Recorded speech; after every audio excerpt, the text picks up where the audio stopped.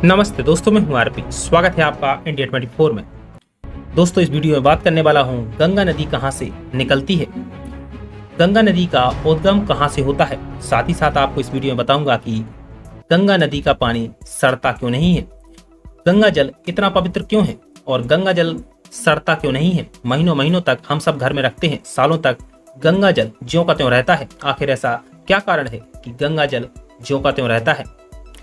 भारत की सबसे महत्वपूर्ण नदियों में से एक है गंगा नदी। हम सभी जानते हैं कि यह उत्तर भारत के मैदानों की विशाल नदी है और इसको उत्तर भारत की अर्थव्यवस्था का मेरुदंड भी कहा जाता है। भारत और बांग्लादेश में मिलकर करीब 2500 किलोमीटर की दूरी तय करती है गंगा नदी। अंतर्राष्ट्रीय स्तर पर गंगा नदी का अंग्रेजी में नाम है द गैंजेस और यह शताब्दियों से हिंदुओं की पवित्र और पूजनीय नदी रही है। लेकिन आज यह नदी दूषित नदियों में शामिल हो चुकी है। यह विश्व की सबसे उपजाऊ और घनी आबादी वाले क्षेत्रों से होकर गुजरती है और इस वीडियो में हम आपको बताते हैं कि गंगा नदी का उद्गम कहां से होता है और आखिर ऐसा क्या कारण है कि गंगा नदी का पानी सड़ता नहीं है। आखिर गंगा नदी के पानी में ऐसे कौन से तत्व हैं जिसकी वजह से गंगा नदी का पानी महीनों दर महीनों सालों तक ज्यों का त्यों रखा रहता है। दोस्तों, हम सब जानते हैं कि भारत की 4 सबसे लंबी नदियों में से गंगा का नाम शामिल है और ये 4 नदियां हैं सिंधु, ब्रह्मपुत्र, गंगा और गोदावरी। गंगा पानी निर्वहन के आधार पर दुनिया की 30वीं सबसे बड़ी नदी है और इसको सबसे पवित्र माना गया है। हिंदू धर्म में गंगा नदी को सबसे पवित्र नदी माना गया है और इसको गंगा जल कहा जाता है। गंगा जल हिंदुओं में सबसे पवित्र माना जाता है और जब भी कभी पूजा होती है तो गंगा जल बेहद जरूरी होता है, क्योंकि गंगा जल के बिना पूजा संपन्न नहीं होती। भागीरथी नदी गंगा नदी की एक महत्वपूर्ण सहायक नदियां है जो गोमुख स्थान से 25 किलोमीटर लंबे गंगोत्री हिमनद से निकलती है और यह स्थान उत्तराखंड राज्य में उत्तरकाशी जिले में मौजूद है और यह समुद्र तल से 618 मीटर की ऊंचाई पर और ऋषिकेश से 70 किलोमीटर दूरी पर स्थित है। यह एक हिमालय नदी है और जिसे हिंदुओं में पवित्र नदी माना जाता है। इस नदी का नाम प्राचीन राजा भागीरथी के नाम पर पड़ा, क्योंकि भागीरथी के पूर्वज भस्म हो गए थे, जिसकी वजह से राजा भागीरथी ने कड़ी तपस्या की, जिसके बाद विष्णु भगवान ने वरदान दिया था और गंगा नदी को धरती पर भेजा था। पौराणिक कथाओं के अनुसार भागीरथी के 60,000 पूर्वज ऋषि कपिला के श्राप के कारण भस्म हो गए थे। पौराणिक कथाओं के अनुसार भागीरथी के 60,000 पूर्वज ऋषि कपिला के श्राप के कारण भस्म हो गए थे, जिनकी मुक्ति के लिए गंगा जल का होना आवश्यक था। इसलिए भागीरथी ने कड़ी तपस्या की और स्वर्ग में भगवान विष्णु के कमंडल में बैठी गंगा जी को धरती पर बुलाया था। यानी कह सकते हैं कि राजा भागीरथी ने ही गंगा नदी को धरती पर बुलाया था। दोस्तों, आपको बता दें कि भारत का सबसे ऊंचा बांध टेहरी बांध है जो भागीरथी नदी पर बनाया गया है और ये बांध टेहरी विकास परियोजना का एक प्राथमिक बांध है।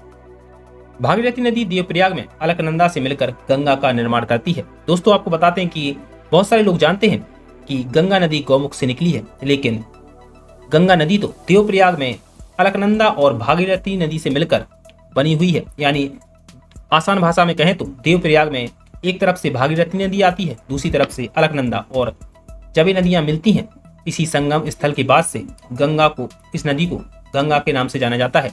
यानी गंगा नदी का उद्गम स्थल गौमुख नहीं है, क्योंकि गंगा नदी तो देवप्रयाग में भागीरथी और अलकनंदा से मिलकर गंगा का निर्माण होता है और इसी संगम को गंगा नदी कहा जाता है। यानी देवप्रयाग के बाद जब ये नदियां बहती हैं तो इसको गंगा कहा जाता है। यानी भागीरथी और दूसरी तरफ अलकनंदा देवप्रयाग में मिलती हैं, जिसके बाद गंगा का निर्माण होता है।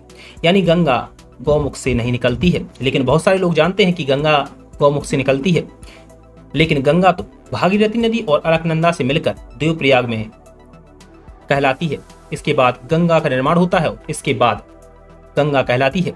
गंगा हिमालय से यमुना, घाघरा, गंडक और कोसी नदियों से जुड़ती है। यमुना नदी यमुनोत्री ग्लेशियर से निकलती है, लेकिन इलाहाबाद में गंगा नदी में शामिल हो जाती है। प्रायद्वीप उपनगरों में से आने वाली मुख्य सहायक नदियां चंबल, बेतवा और सोन है। गंगोत्री हिमनद उत्तराखंड के उत्तरकाशी जिले में स्थित है और जहां से भागीरथी नदी निकलती है और देवप्रयाग में अलकनंदा से मिल जाती है और इस संगम के बाद गंगा का नाम पड़ जाता है। यानी देवप्रयाग में अलकनंदा और दूसरी तरफ भागीरथी नदी एक जगह मिलती हैं, जहां देवप्रयाग कहा जाता है और इसके बाद ही गंगा का नाम निर्माण होता है और इसे गंगा नदी कहते हैं। यहाँ से गंगा नदी बहती है और बंगाल की खाड़ी में शामिल हो जाती है।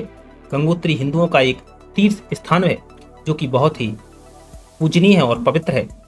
देवप्रयाग में एक गंगा जी को समर्पित एक मंदिर भी है और आपको बताते चलें कि देवप्रयाग समुद्र की सतह से 800 मीटर की ऊंचाई पर स्थित है। अब आपको बताते हैं कि देवप्रयाग नाम कैसे पड़ा, जहां से अलकनंदा और भागीरथी मिलती हैं देवप्रयाग में। इसके बाद गंगा का निर्माण होता है। इसके बाद ये दो नदियां गंगा कहलाती हैं। आखिर देवप्रयाग नाम क्यों पड़ा, इसके पीछे भी प्राचीन कथा है।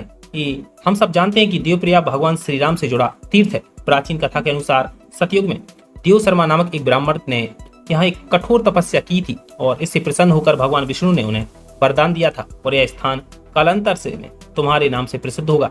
तभी से इसे देवप्रयाग कहा जाने लगा। दोस्तों आज देखें तो गंगा नदी दूषित हो चुकी है और दुनिया की 5वीं सबसे दूषित नदी है। गंगा जल बहुत ही पवित्र माना जाता है। हिंदू धर्म में गंगा नदी को सबसे पवित्र नदी माना जाता है और इसके जल को गंगा जल कहते हैं और हम सब अपने घरों में रखते हैं क्योंकि गंगा जल को बेहद पवित्र माना जाता है और गंगा जल के बिना पूजा संपन्न नहीं होती क्योंकि इसका पानी बेहद पवित्र है और महीनों महीनों तक, सालों तक इसका पानी घर में रख सकते हैं, लेकिन इसका पानी सड़ता नहीं है। लेकिन हम सब ने गंगा नदी को दूषित बना दिया है, जिसकी वजह से गंगा दुनिया की 5वीं सबसे दूषित नदी बन चुकी है। हम सबको प्रयास करना होगा जिसकी वजह से गंगा का पानी ज्यों का त्यों रहे। पिछले साल लॉकडाउन में गंगा नदी का पानी साफ हो गया था क्योंकि हम सब ने कचरा फेंकना बंद कर दिया था, हम सब ने दूषित करना बंद कर दिया था। दोस्तों हम आपको इस वीडियो में बता चुके हैं कि गंगा नदी का उद्गम स्थल गौमुख नहीं है। बहुत सारे लोग जानते हैं कि गंगा नदी का उद्गम स्थल यानी गंगा नदी जहाँ से निकलती है उसे गौमुख कहा जाता है, लेकिन गंगा नदी तो देवप्रयाग में अलकनंदा और भागीरथी नदी से मिलकर बनती है। यानी एक तरफ से अलकनंदा नदी बहती आती है और दूसरी तरफ भागीरथी, और जब ये नदियाँ देवप्रयाग में मिलती हैं इसके बाद गंगा नदी का निर्माण होता है और इसके बाद ही गंगा नदी कहलाती है। गंगा नदी की महत्वपूर्ण सहायक नदियों में से एक है भागीरथी और अलकनंदा। जब ये दो नदियां देवप्रयाग में मिलती हैं तो गंगा नदी का निर्माण होता है और ये स्थान देवप्रयाग संगम नाम से प्रसिद्ध है और इस तीर्थ स्थल की अपनी ही एक अहमियत है। इसके साथ ही साथ आपको बता दें कि गंगा नदी में बैक्टीरियोफेज नाम का तत्व पाया जाता है। दोस्तों आपको बताते चलें कि गंगा नदी के पानी में बैक्टीरियोफेज पाया जाता है, जिसकी वजह से गंगा नदी का पानी यानी गंगा जल सड़ता नहीं है। हम महीनों तक, सालों तक रखे रहते हैं और ज्यों का त्यों गंगा जल रखा रहता है क्योंकि गंगा नदी के पानी में बैक्टीरियोफेज पाया जाता है, जिसकी वजह से गंगा नदी का पानी यानी गंगा जल ज्यों का त्यों रखा रहता है। उम्मीद करता हूं दोस्तों ये वीडियो आपको पसंद आया होगा। इस वीडियो में इतना ही। देश दुनिया की तमाम खबरों के लिए इंडिया 24 को सब्सक्राइब कर लें और वीडियो देखने के लिए आप सबका शुक्रिया। And press the bell icon. Never miss an update.